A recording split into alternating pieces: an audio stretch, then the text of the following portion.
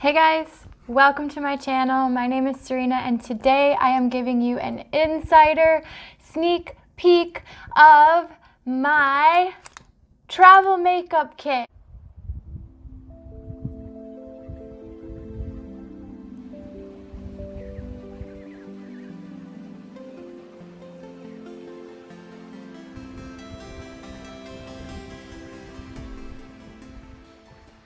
So this is actually not only a travel makeup kit, but this is also the makeup kit that I use every single day. So for me, my travel makeup is no different than my everyday makeup. And I know for a lot of you that's gonna be like how does she not have so much stuff, or how does she not need like mini bottles of things to take with her when she's traveling? And we will get into this because believe me, the process it has taken for me to pare down everything in my everyday essentials like kits has been like a very roundabout process. Because let me give you a background. Most of you guys don't know, I was in the beauty industry for 7 years. I was a hairstylist. So I went to cosmetology school. I learned hair, I learned skin, I learned makeup, I learned nails, a little bit of massage. So this was like my world. Like growing up in high school, like I was always playing with my friend's hair. I was always braiding it. I was always coloring my own hair, cutting my own bangs. Like this was my world, and it was like totally my self-expression.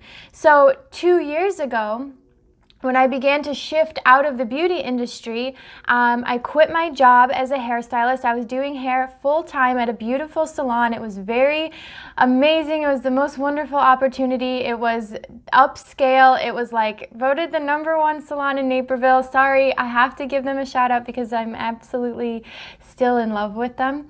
It's called Nikki Moon Salon. I'll put the link down below. If you're looking for a hairstylist in Chicagoland area, go there. You will not be disappointed. I'm just telling you right now, there's so many amazing women, and Nikki, who owns the salon, is just a brilliant business person, but also a brilliant human being, and she is so compassionate. So okay, enough about that. I'll just go on my little spiel. And okay, so I worked there for 7 years and kind of worked my way up. I started as an assistant, but like it gave me the ability to express myself.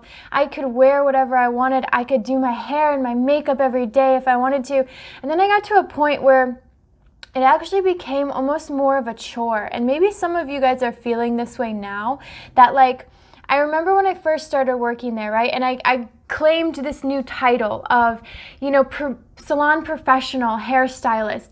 And I kid you not, I was afraid to walk out of the house without my hair done, without my makeup done, like without a cute outfit on. Like I was terrified to leave the house. I couldn't go out in sweatpants. I would never go out looking like I do right now. Like right now, I have these fun little pants on, and this shirt, no bra, like my hair's not done. It's put up in a little ponytail, and I have a little bit of makeup on. I would, 4 years ago, I would have never walked out of the house like that because I was so scared about what people would think about me, and I was so scared that people would see my imperfections and be like, I'm not getting my hair done by her, or like I would see a client. I'm sure this is how teachers feel when they go out and they see their students, is they're like, oh, it's such a cringe moment, and you feel like you have to be in this facade, in this like, it's almost like being an actor or an actress. It's like, you have to be in this role, and if people see you outside of that role, you feel like shame. You feel so much shame and like embarrassment for yourself. And that's like such a toxic place to be in, but that's where I was. And so, around 2 years ago, when I started to phase out of the beauty industry, I felt really jaded, and I felt really like we were monetizing people's insecurities. And I was, every single day, at least 4 women would come and sit in my chair that couldn't even look themselves in the mirror. Like we had these giant, gorgeous mirrors in the salon, and every single day I would have at least 4 women that would come in that would not even want to like make eye contact with themselves in the mirror. And if you feel this way, believe me, I have felt this way, and I still struggle with this a lot of times. I struggled with this in my transition stage more than anything else, because when I quit being a hairstylist, that identity was gone. It was like, who am I without these things? And so I started traveling around the US for about like somewhere in between 6 to 9 months, and I was car camping. So I was living out of my car. So granted, I didn't have that much space. I had a bag that was about this big, you know, it had a couple shirts in it, had a couple pairs of pants, a coat.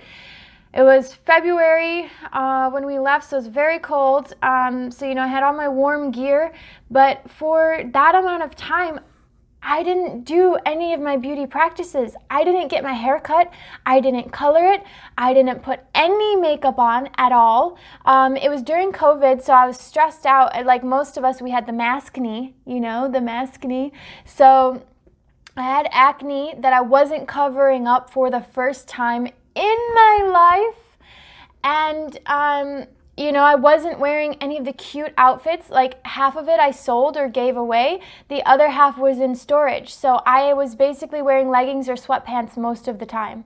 And then also, you know, I wasn't wearing anything beautiful. I wasn't really accessorizing. I maybe had like a couple of these smaller earrings in, but I never wore like necklaces or earrings or anything like that. So it was like overnight, my entire identity, my outward identity was like, bye.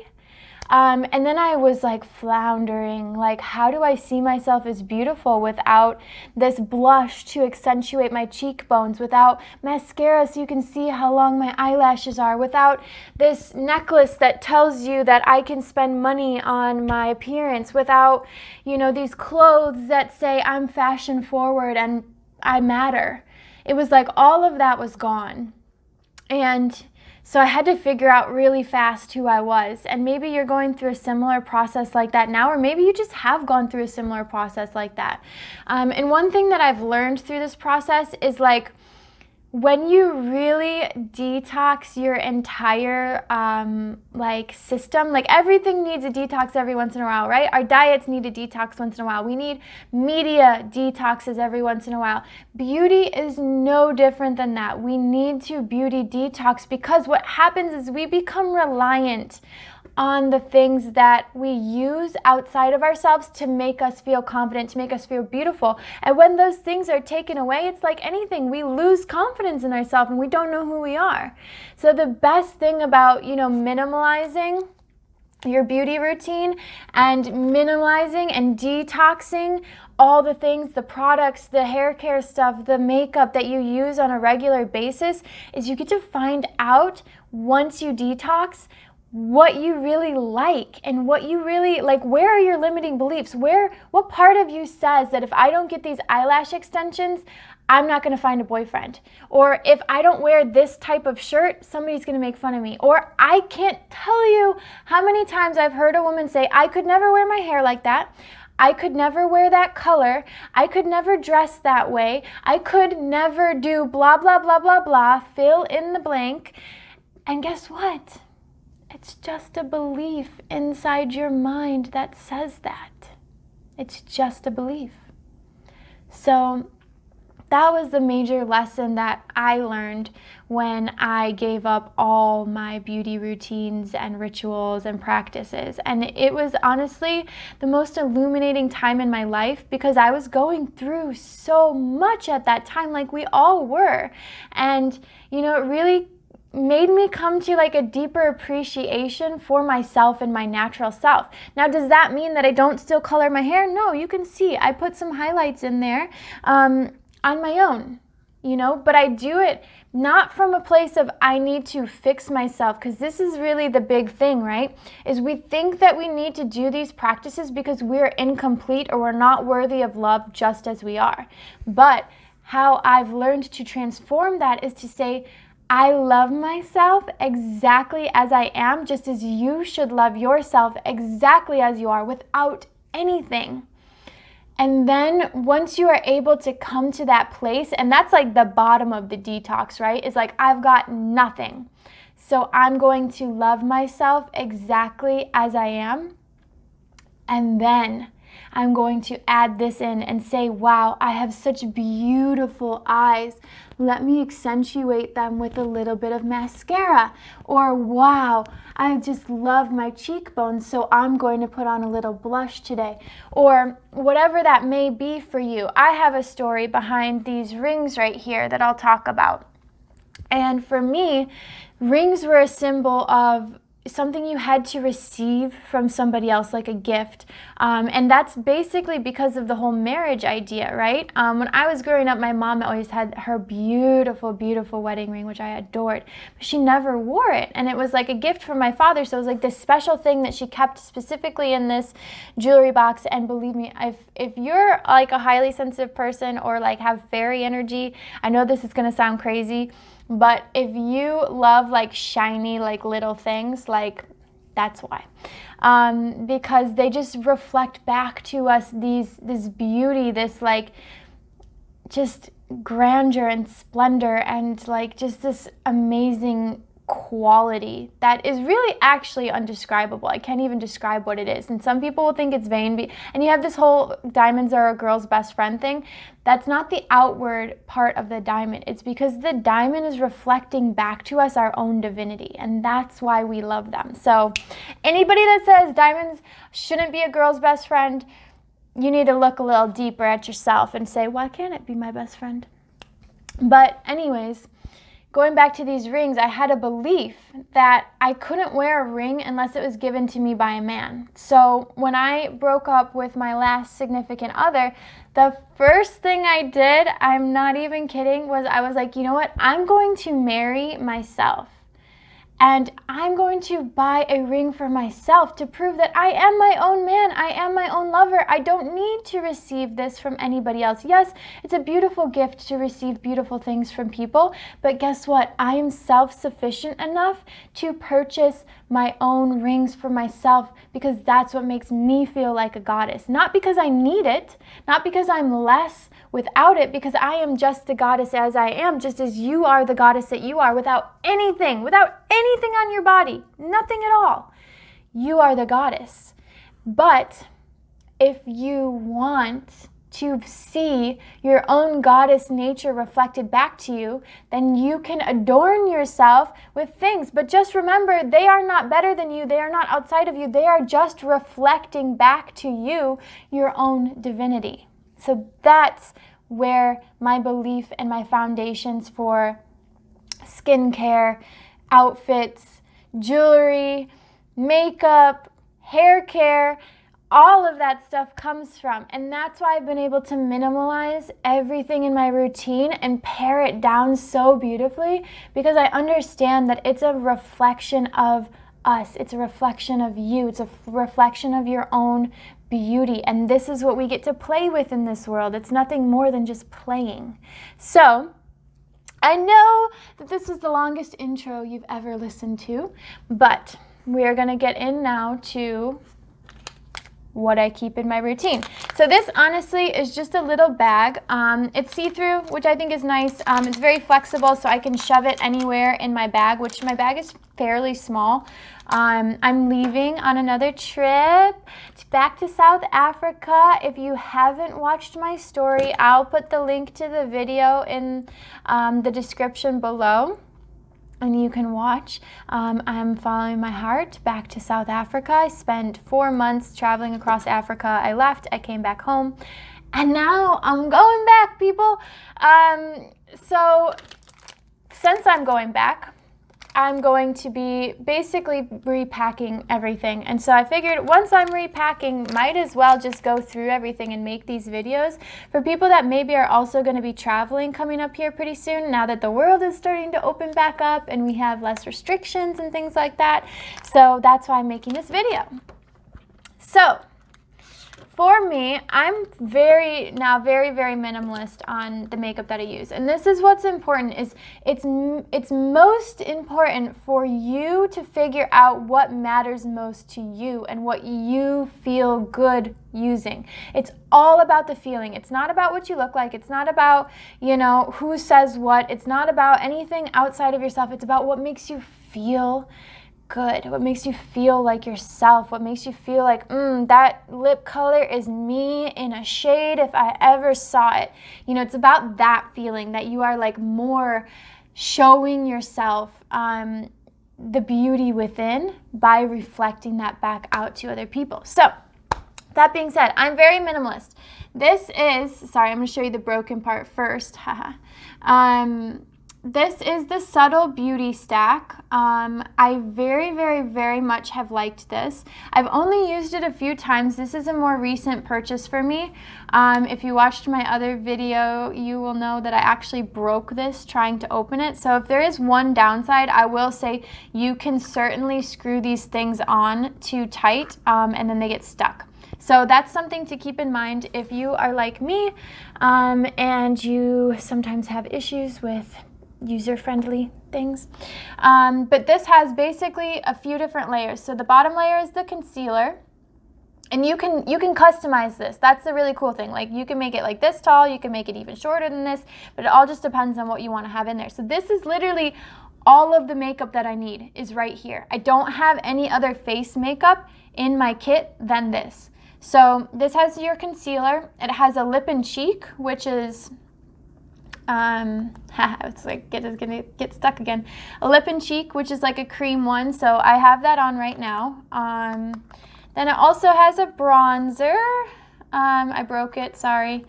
So it has a bronzer, and then I chose also to have like a highlighter, and I am using the highlighter, which is kind of like a light dusty kind of pink color. I do have it on right now, as you can kind of see, and it basically, the highlighter I use also as the eyeshadow. I didn't put any on today because I just put the concealer on, but so that for me was like a way in which I could use one less layer, because they do actually make different eyeshadows too. So you could add an eyeshadow to this, and then, you know, you would have that as well if you're someone that likes a little bit more like eye makeup. I did used to be like that, but after not using it for so long, it's like now when I put it on, sometimes I feel like odd or awkward or just different. So I really like this highlighter as both an eyeshadow as well as like an actual highlighter. It works really well for that. The other things that I have in here, so this is one that is like the most archaic beauty tool, but I cannot escape it. I love the eyelash curler. Who else really loves like the eyelash curler? I don't know what it is about this thing, but there's something about like using it that I really like, and I think it's because like when I really get up close to my face, I can see like my eye color, and I really like that. So I always carry one of these with me. This I have been using for quite a while. This is, let me see here if I can turn it this way so maybe we can actually read it. I don't know if that's gonna happen, but this is Pacifica. So this is like a whole cruelty-free brand. This one specifically is called Stellar Gaze, and this is mascara. I've used this for, this one I've had specifically, I don't even know, maybe like 2 years, and it's still pretty full. Pro tip, if it's starting to dry out because it's old, I just put a couple contact solution drops in there. It's like brand new again.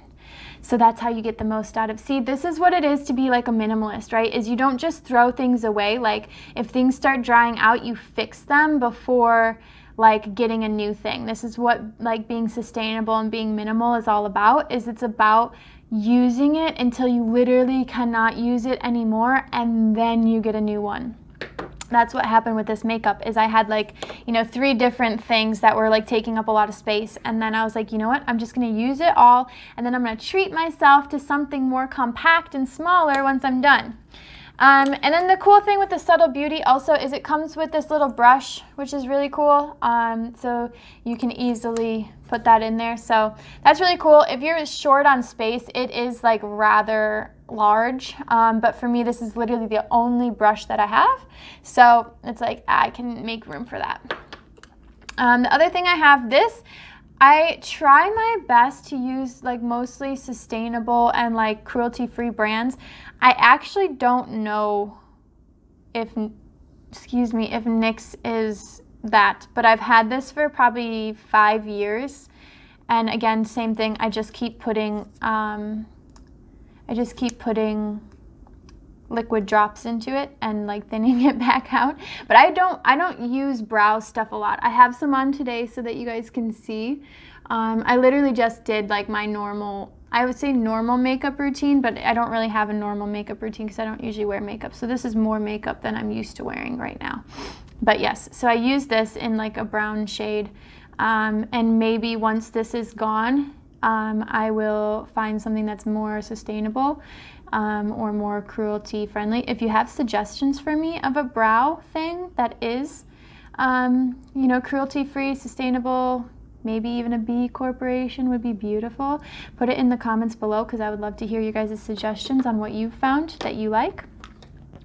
This is also Pacifica. This is my pencil for eyeliner. I've not used this in probably like 6 months. So I've had this for probably, I don't even know, 5 years. And I haven't even used this in like 6 months. So sometimes I will use this and I'll like smudge it into like my eyes to use as like a like an eyeshadow. I'll like blend it into if I want to do like a darker eye, or I'll just use it as a regular eyeliner. But I'm not big into like obviously the cat eye stuff, so if you were, you'd probably need like a liquid eyeliner, but this works fine for me. Then I do have this tiny baby little brush for whatever reason, in case I do want to smudge the eyeliner. I don't really use it super often, but you know, it's like tiny and makes sense to have. Then I carry two lipsticks with me. That's all I got. That's all I got for you, 2 lipsticks. And this is actually, to me, I think is a lot. This one's called Teddy Bear, and then this one's called Matte Elegance. This is a lot for me because of the fact that this already has like a lip color in it. But you know what? I love a red lip with certain outfits, so I can't get rid of this. I could get rid of it.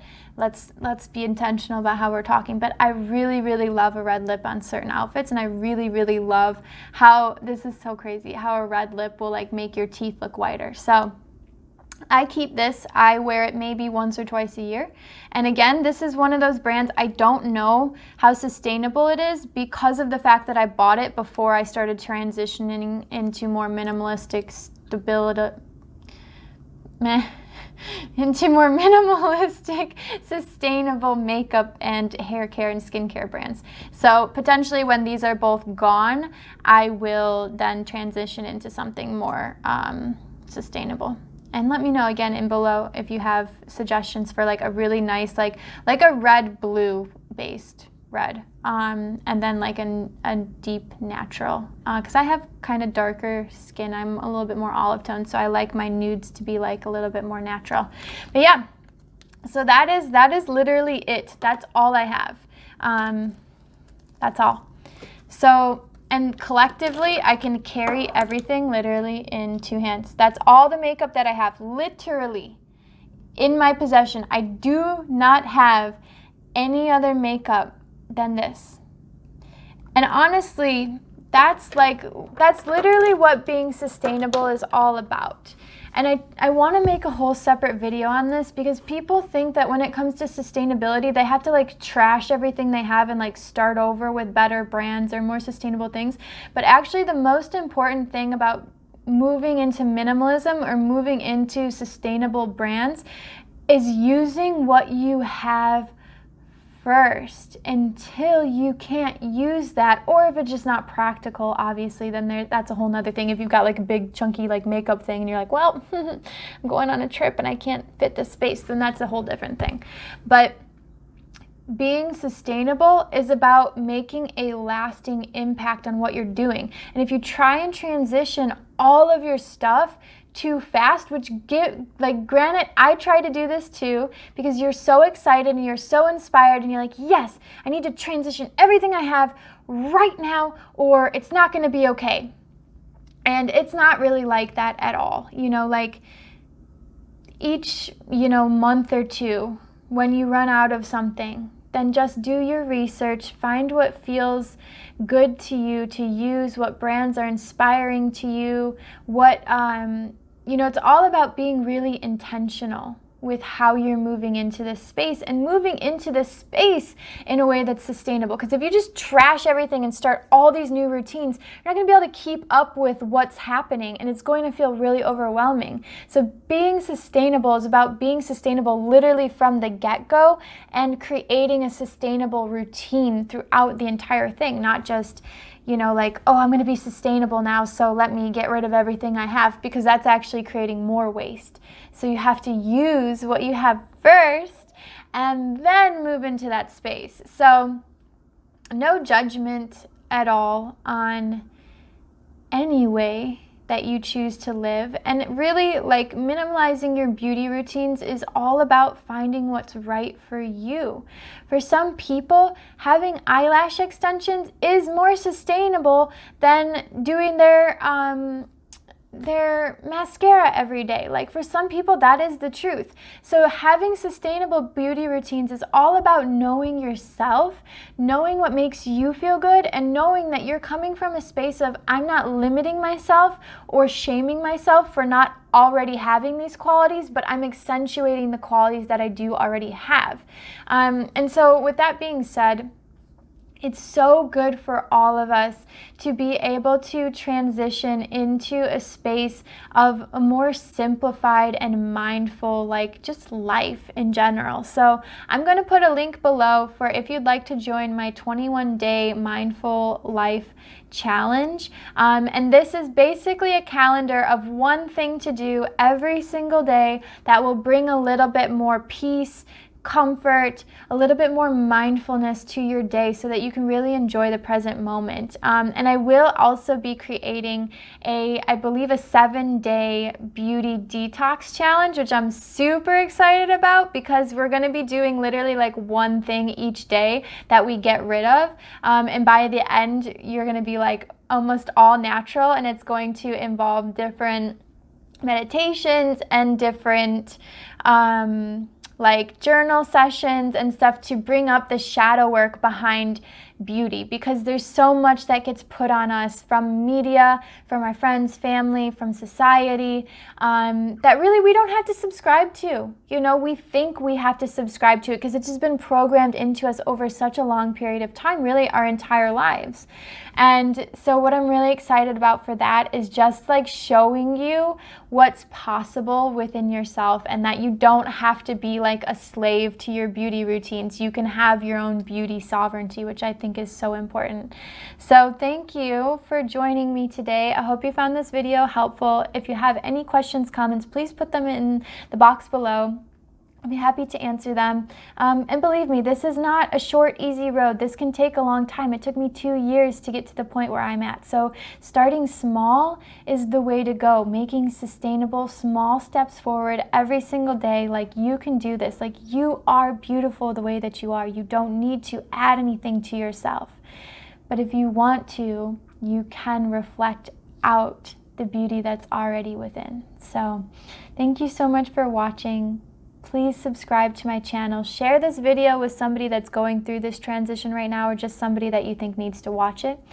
But thank you so much for watching, and we'll see you next time. Big love, Serena.